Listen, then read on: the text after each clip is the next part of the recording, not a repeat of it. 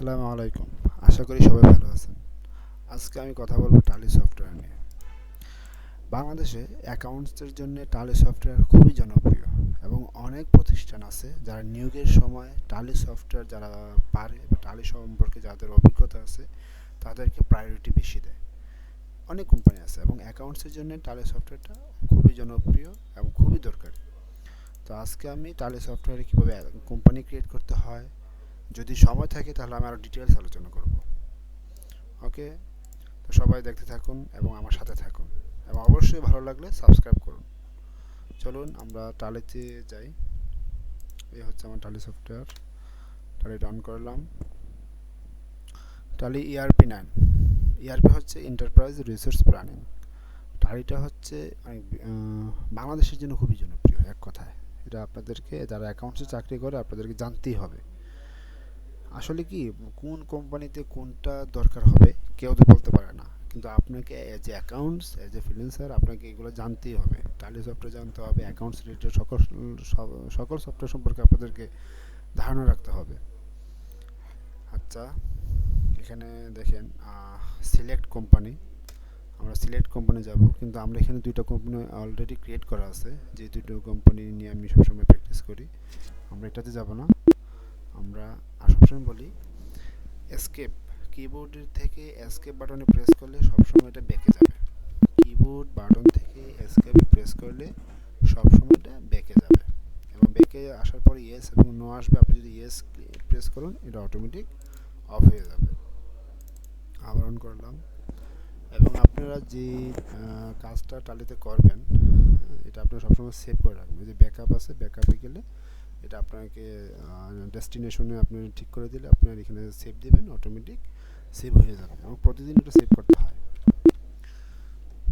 যদি কোনো কারণবশত আপনারা উইন্ডোজ সেট আপ দেন তাহলে টালিটা চলে যাবে এবং আপনি যখন টালিটা আবার ইনস্টল করবেন তাহলে অবশ্যই আপনি যে ফাইলটা ব্যাকআপে নিয়ে রাখছেন ওইটাকে আপনার রিইনস্টল করতে হবে বা রিস্টোর করতে হবে।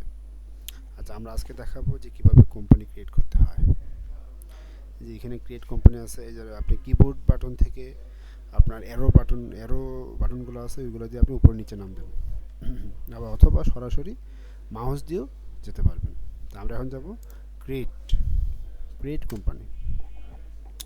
ওকে, এখানে হবে নেম। আমি একটা নাম দিই প্র্যাকটিস করার জন্য, আপনাদেরকে দেখানোর জন্য নাম দিলাম। সাপোজ কি নাম দেব?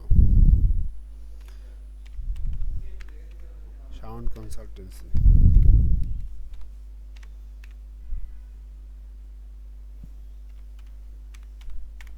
Sound consultancy limited for practice.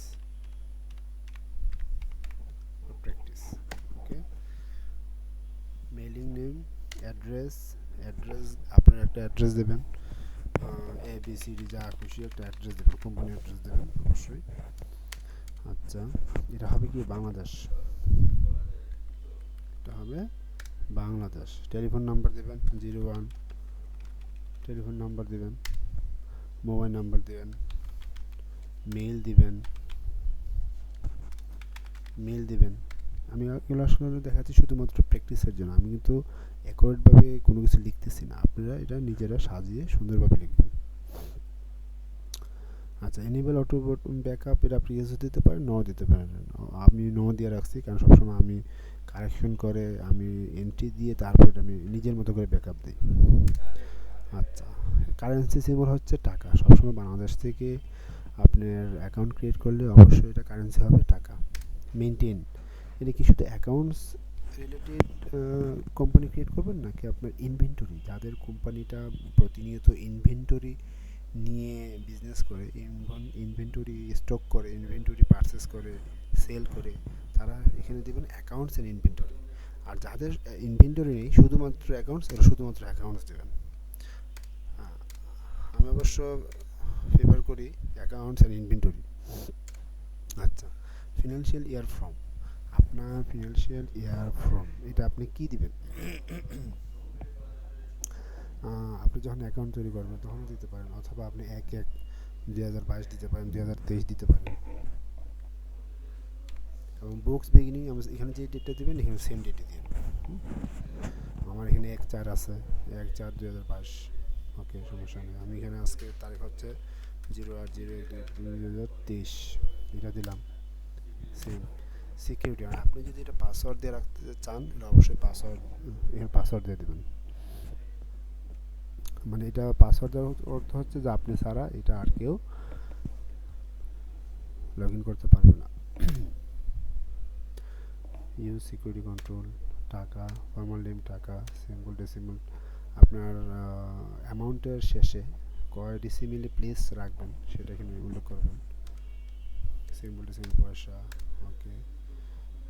Millions, ওকে। আপনি যদি মিলিয়নস রাখতে চান ইয়েস দেবেন, না রাখতে চাইলে নো দিবেন। ওকে, আমি এখন ইয়েস দিয়ে দেবো। ইয়েস মানে ওয়াই, এখানে অ্যাকসেপ্ট আসছে ইয়েস আর নো, এখানে কিবোর্ডে তো আর ইয়েস নেই, এখানে ওয়াই আছে। আপনি ওয়াইতে প্রেস করবেন, এটা অটোমেটিক কোম্পানি ক্রিয়েট হয়ে যাবে। এই যে দেখেন ক্রিয়েট হয়ে গেছে কোম্পানি, দেখছেন? আচ্ছা, আজকের ভিডিওটা শুধু মাত্র কোম্পানি ক্রিয়েট করার জন্য, কিভাবে টালি সফটওয়্যারে কোম্পানি ক্রিয়েট করতে হয় সেটা আমি আপনাদেরকে দেখালাম। নেক্সট ক্লাসে অবশ্যই বিস্তারিত আলোচনা করব। ধন্যবাদ সবাইকে, ভালো থাকবেন, সুস্থ থাকবেন।